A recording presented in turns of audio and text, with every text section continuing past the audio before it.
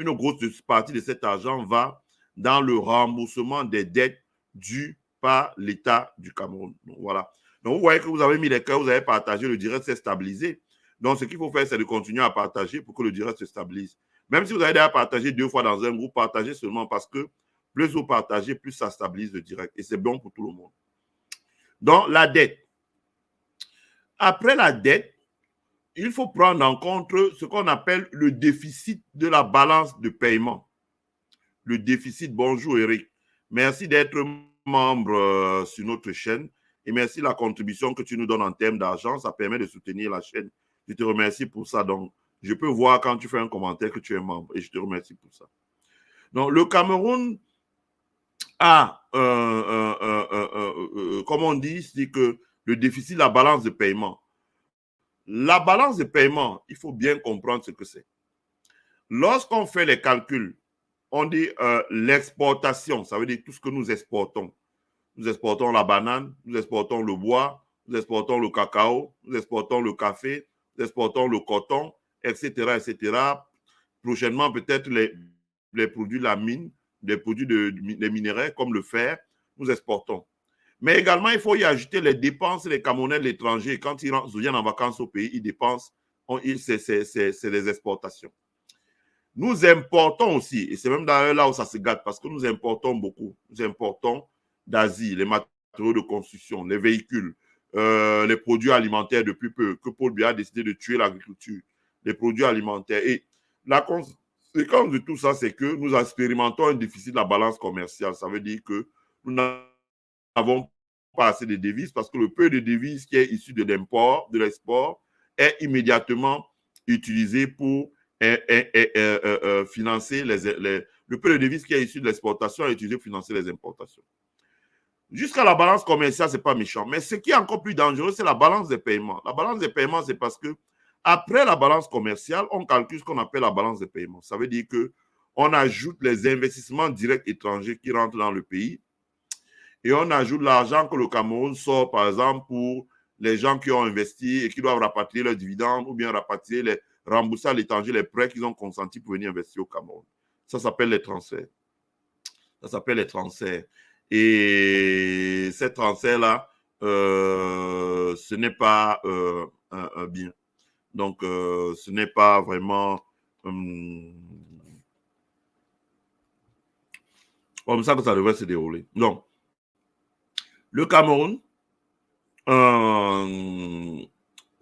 par exemple,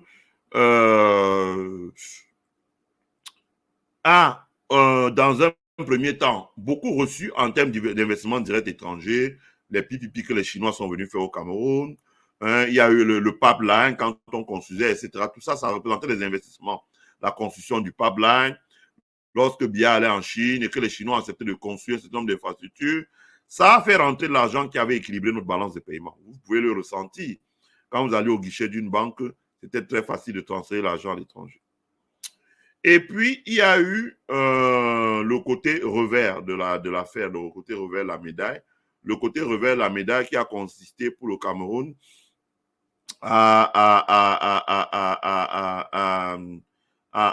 maintenant à mal gérer ces investissements. Ce qui fait que l'impact attendu de ces investissements n'a pas été au rendez-vous.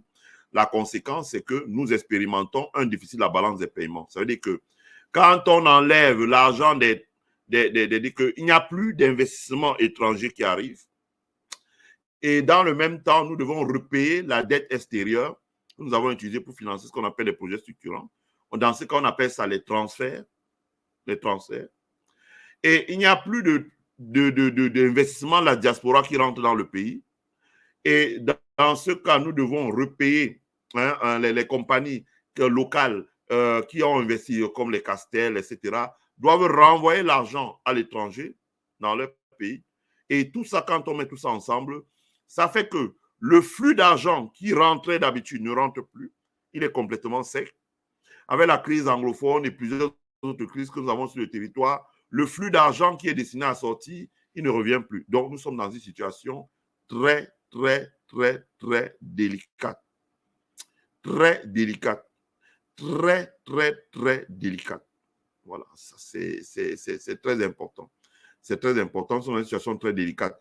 Ce qui fait que globalement, la pompe est sèche en termes de cash au Cameroun. C'est-à-dire que quand l'État a déboursé de l'argent, et c'est pour ça, c'est quand on étudie la balance de paiement du Cameroun, ce qui déséquilibre la balance de paiement, c'est la part très importante de la dette consacrée, la part très importante des ressources consacrées au repaiement de la dette. Et comme le repaiement de la dette extérieure, je précise bien, est libellé en devises étrangères, en euros, en dollars, en yens, etc.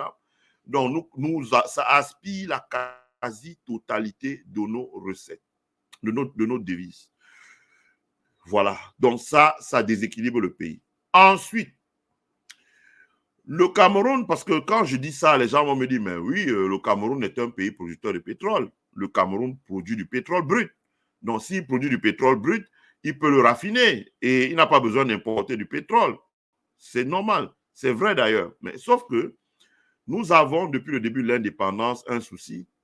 Nous avons construit une raffinerie. Je ne sais pas qui a pris cette décision de construire une raffinerie qui ne raffine pas le brut que nous avons, c'est-à-dire un brut qui est lourd en gazole et en goudron, non, en produit pour fabriquer le goudron.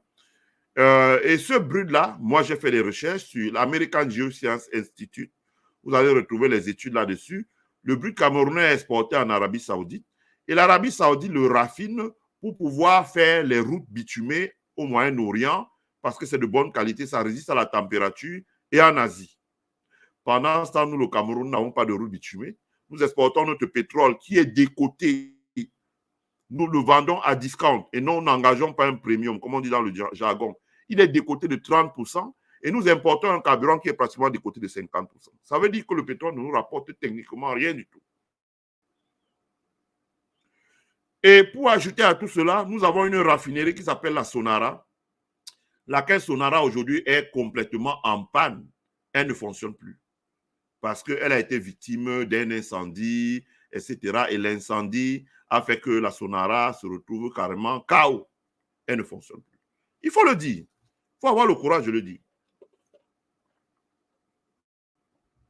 Donc, à partir du moment où nous n'avons pas de raffinerie, nous ne pouvons pas raffiner le pétrole, même importer. Parce qu'avant, on importait le pétrole à Guinée équatoriale pour raffiner. On importait le pétrole à RDC pour raffiner. On importait le pétrole du Gabon, du Nigeria pour raffiner. Aujourd'hui, on n'importe plus de pétrole pour raffiner parce que la Sonara ne fonctionne pas. Non. La Sonara ne fonctionne pas. Nous importons les produits pétroliers. Ça veut dire le carburant, le gazole, le pétrole lampant, hein, le super, comme on dit. Et nous importons également les huiles de moteur, etc., etc. Comme on dit en anglais, exposure to the risk. Exposure, risk exposure. Nous importons énormément et nous avons une exposition terrible au risque. Risque de change, ça veut dire quand le coût du dollar s'apprécie, c'est le cas maintenant, et ça ne va pas arranger les choses parce que le dollar s'apprécie, ça ne va pas s'arrêter avant au moins 10 ans. Au moins 10 ans.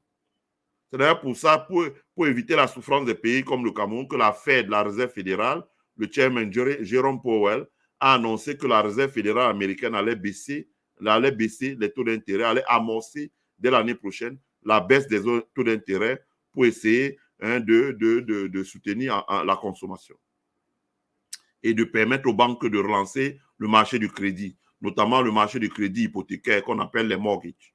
Voilà, pour relancer les constructions ou les achats de maisons que les gens ont construites. C'est important. Donc, nous, le dollar est fort. Donc, nous sommes exposés au risque du dollar fort parce que tout ce que nous importons, les coûts sont libellés sur le marché mondial en dollars. Ça, c'est la première chose. La deuxième chose après le dollar fort, c'est l'exposition aux fluctuations des prix sur le marché. Si vous voulez, j'étais sur Radio Equinox et bon, je n'ai pas eu le temps parce que le format est long. En gros, vous avez 1 heure de temps. Ça ne permet vraiment pas, alors que là, peut-être, on va aller jusqu'à 2 heures, 2 heures et demie. Donc, je pourrais expliquer beaucoup plus de choses. Quand vous allez, le pétrole, le trading du pétrole, comme on dit, il ne se fait pas, on ne vend pas le pétrole comme on vend les beignets haricots. On ne vend pas le pétrole comme on vend la farine. On ne vend pas le pétrole comme on vend le riz. On ne vend pas le pétrole comme on vend la boisson, la bière, etc. Le pétrole, c'est un produit que vous pouvez acheter avec des contrats à terme. Ça veut dire qu'avant qu'on les produise, on l'a déjà vendu. Avant qu'on les produise, on l'a déjà vendu. Et quand vous l'achetez, vous avez des instruments dont les grandes centrales internationales, ce qu'on appelle les traders, hein, Total, Shell, Adax, Olam, tous ces grosses mastodontes-là, vous avez la possibilité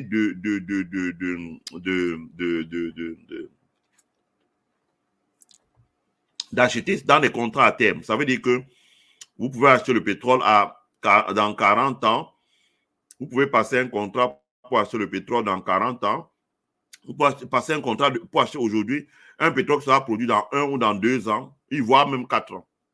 Vous avez des instruments de couverture qui permettent de stabiliser le prix et le coût de la devise dans lequel vous achetez. On appelle ça les futures et les options. C'est un autre dossier assez compliqué, mais un jour, on aura l'occasion d'en parler. Il faudrait trouver les moyens de vous expliquer ça simplement. C'est pour ça que je ne fais pas... C'est carrément un coup qu'il faut expliquer en plusieurs manières. Mais c'est ce que les traders ont. Donc, ils passent par l'intermédiaire des grandes banques internationales, la Citibank, la Chase Bank, la Bank of America, la BNP en France, la Société Générale, etc., etc., etc. Donc, dans ce jeu-là, le Cameroun est complètement largué parce qu'il ne dispose pas des institutions financières qui permettent de le faire. Et quand bien même il aurait des enfants qui sont capables de créer ces institutions financières, Paul Biya ne les laisserait jamais faire. Parce que Paul Biya dirait, voilà, ça permet de faire la théorie du coup d'État scientifique. Ça, ce sont de très mauvaises idées que nous devons combattre et nous devons dénoncer sans avoir peur des intimidations. Parce que ce sont des idées qui sont dans la tête, qui germent dans la tête de ceux qui sont au pouvoir, mais également de ceux qui disent qu'ils veulent le pouvoir aussi. Donc, c'est très dangereux.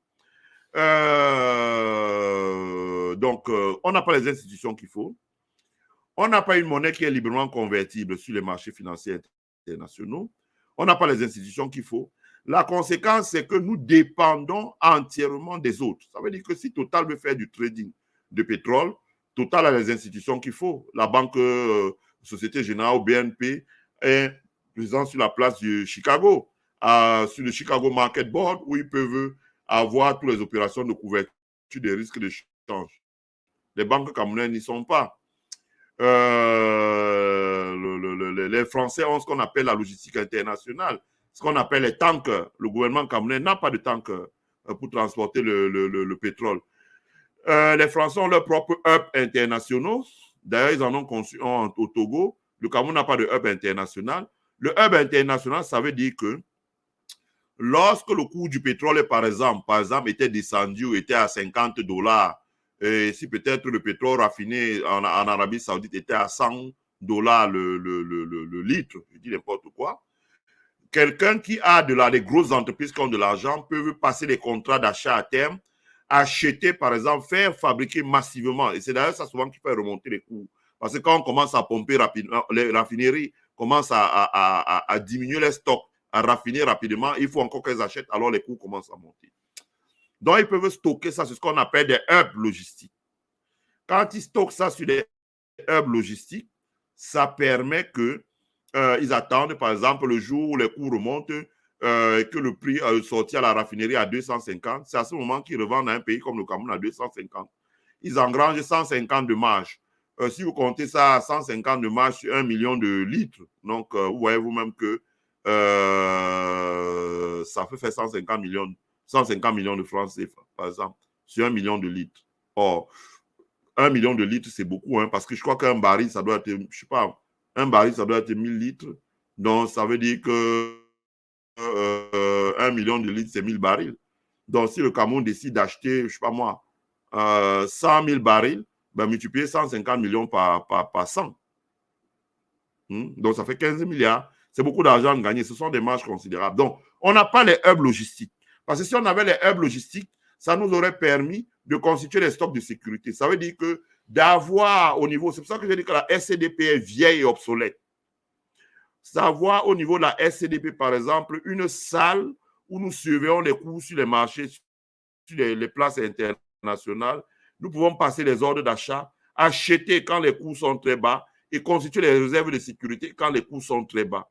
De manière que quand les coûts remontent ou quand il y a un incident comme celui-là, nous pouvons prélever dans nos de stock de sécurité. La SCDP, voilà pourquoi j'ai dit quand j'étais sur Equinox Radio que la SCDP est absolument vieille et obsolète. Tout son rôle, c'est de recevoir le carburant ou de la Sonara ou de l'importateur ou de trader, stocker et puis redistribuer et gérer les péréquations de la SNH. Ça, ce n'est pas au niveau que doit avoir le Cameroun. Donc, comme vous voyez, donc, le Cameroun fait face à la crise de carburant avec plusieurs causes. Hein, l'endettement lourd de notre pays, la balance de paiement qui s'est dégradée, la fin de la subvention du carburant au Nigeria, l'endommagement de notre Sonara qui n'a pas été reconstruite, la SCDP qui est vieille, obsolète, etc. Donc, nous n'avons pas un hub logistique, nous n'avons pas la possibilité d'acquérir, de stocker des stocks de sécurité, etc., etc. La conséquence de ça, c'est que nous avons une exposition au risque. Comme on dit, risk exposure, on dit en anglais, risk exposure. Nous avons une exposition au risque qui est de 100%, 100%. A state like Cameroon has a risk exposure of 100%. Ça veut dire que s'il y a un petit truc qui bouge dans la chaîne d'approvisionnement, ça impacte directement le Cameroun. C'est de ça qu'il s'agit.